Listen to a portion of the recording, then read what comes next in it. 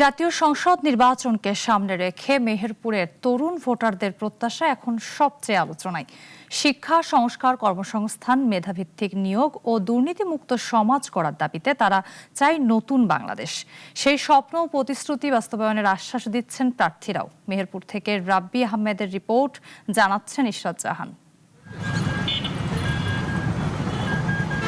আসন্ন ত্রয়োদশ জাতীয় সংসদ নির্বাচনকে কেন্দ্র করে মেহেরপুরের তরুণদের মধ্যে আগামী দিনের সংসদ সদস্য ও সরকারের কাছে প্রত্যাশা, দাবির কমতি নেই। কে নির্বাচিত হবেন তা যতটা গুরুত্বপূর্ণ, তার চেয়েও বেশি গুরুত্বপূর্ণ হয়ে উঠেছে নির্বাচনের পর কী ধরনের বাংলাদেশ গড়ে উঠবে।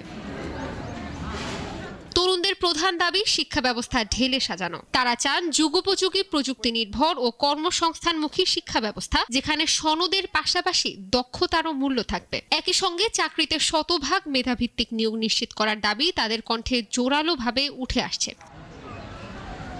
ঘুষ ও দুর্নীতিমুক্ত বাংলাদেশ গড়ার অঙ্গীকারও তরুণদের দাবির কেন্দ্রে। তারা মনে করেন দুর্নীতি দেশের উন্নয়নের প্রধান বাধা। এছাড়া মেহেরপুরকে ইফটিজিং, মাদক ও অনলাইন জুয়ামুক্ত করার দাবিও তরুণদের অন্যতম প্রত্যাশা। প্রায় দেখি ইফটিজিং এর শিকার হচ্ছে, আবার অনেকে বাইক নিয়ে এসে অনেক উল্টাপাল্টা কথা বলে চলে যাচ্ছে। আমরা চাইবো যে তারা যেন, যারা ইফটিজিং করছে, ইফটিজারদের যেন প্রশাসনের আন্ডারে নিয়ে আসে। শিক্ষার্থীরা হচ্ছে তাদের যে জ্ঞানটা সেটা যাতে প্রকাশ করতে পারে এবং তার মূল্যায়নটা যেন তারা পায়। আমাদের যেন কোথাও চাকরিতে জন্য শিবির দিতে হলে যেন আমরা ঘুষ টুস এগুলো দিতে না হয়। তা আমি চাইবো যেন তারা এই অটোগুলো এবং বিভিন্ন গাড়িগুলোর তাদের এক্সপায়ারি ডেট ঠিক আছে কিনা এগুলো যাতে দেখে। তরুণদের দক্ষ জনশক্তি হিসেবে গড়ে তোলা চলমান পরিকল্পনারই অংশ বলে জানাচ্ছেন প্রার্থীরা। তরুণরাই এদেশের ভবিষ্যৎ, তাদেরকে দক্ষ জনশক্তি হিসেবে গড়ে তোলা এটা আমাদের পরিকল্পনার ভিতর আছে, এটা আমাদের চলমান পরিকল্পনার কাজ।